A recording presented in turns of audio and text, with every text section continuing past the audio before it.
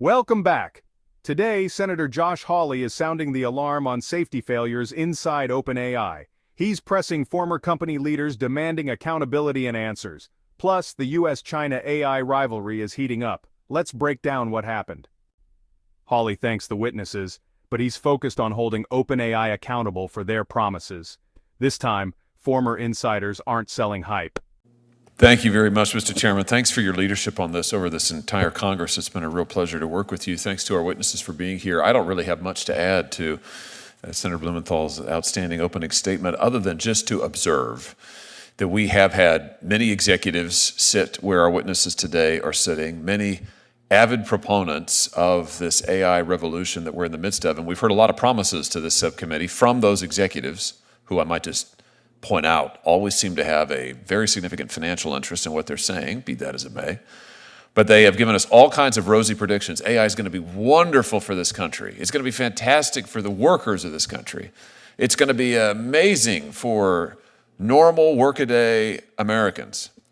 Well, I think today's hearing is particularly interesting and particularly important because today we start to test those promises. We have in front of us folks who've been inside those companies. One of the most jaw-dropping moments? Hawley questions a former OpenAI board member about why he resigned. He says he couldn't do his job or effectively oversee Sam Altman. Worse, Altman allegedly gave inaccurate information about safety processes. So, is OpenAI's safety team real oversight or just a PR shield? Thank you, Mr. Chairman. Thank you, Mr. Chairman. Ms. Toner, I just want to stay with you and maybe pick up there. My understanding is that when you left the OpenAI board, one of the reasons that you did so is you felt you couldn't do your job properly, meaning you couldn't effectively oversee Mr. Altman and some of the safety decisions that he was making.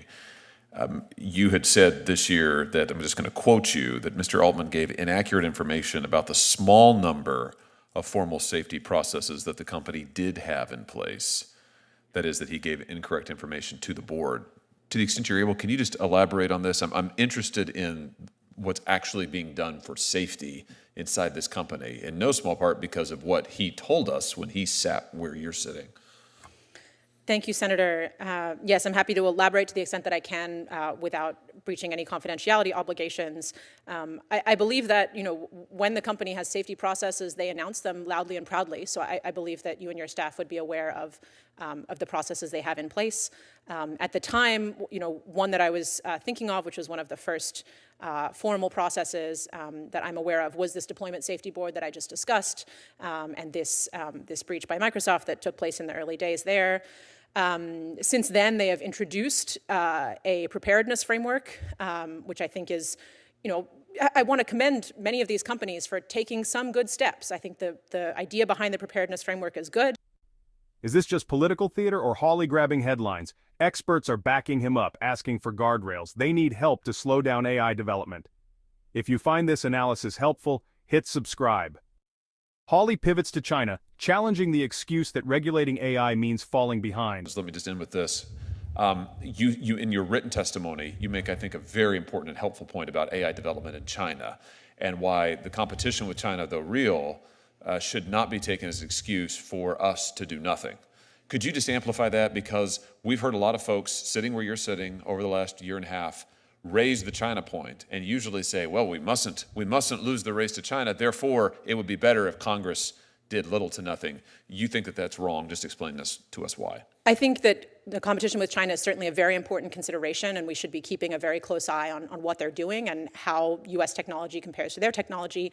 But I think it is used as an all-purpose excuse to not regulate and an all-purpose defense against any kind of regulation. I think that's mistaken on a few fronts. It's mistaken because of what's happening in China. They are regulating their sector pretty heavily. They are, scrambling to keep up with the U.S. They are facing some serious macro headwinds in terms of economic problems, access to semiconductors after U.S. export controls. So China, has its own set of issues. We shouldn't treat them as, just absolutely raring to go and about to pass us at any moment. And I think it also totally belies the fact that regulation and innovation do not have to be in tension. This is a technology, AI, that consumers don't trust. There's been recent consumer sentiment surveys showing that if they see AI in a product description, they're less likely to use the product. So if you can implement regulation that is light touch, that increases consumer trust, that helps the government be positioned to understand what is going on with the technology, you can regulate in really sensible ways without even impacting innovation at all. So then it's irrelevant, if it's going to affect the race with China.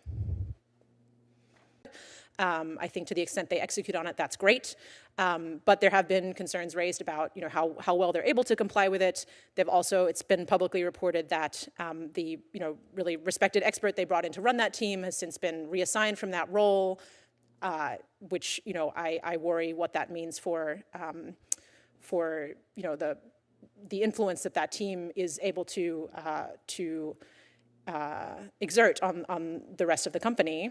And I think that is illustrative as well of a larger dynamic that I'm sure all of the witnesses here today have observed, which is there are really great people inside all of these companies trying to do really great things. And the challenge is that if everything is up to the companies themselves and to the leadership teams who are needing to make trade-offs around getting products out, making profits, attracting new investors, those teams may not get the resourcing, the time, the influence, the ability to actually shape what happens that they need. So I think many of the dynamics that I witnessed echo very much what I'm hearing from my fellow witnesses. The witness says China is already regulating its AI sector. China faces economic headwinds and U.S. export restrictions. Regulation and innovation aren't enemies. Smart oversight can build trust. So where do we go from here? Senator Hawley wants real accountability, not just PR from CEOs. If these claims are true, this is a company struggling with oversight and safety. This is about responsible innovation, protecting workers, consumers, and democracy. If you've made it this far, you dig deep. That's why I make these videos. Hawley's hearing was a wake-up call. We're at a crossroads. AI's future depends on what we do now. Thanks for watching. Stay curious, stay informed.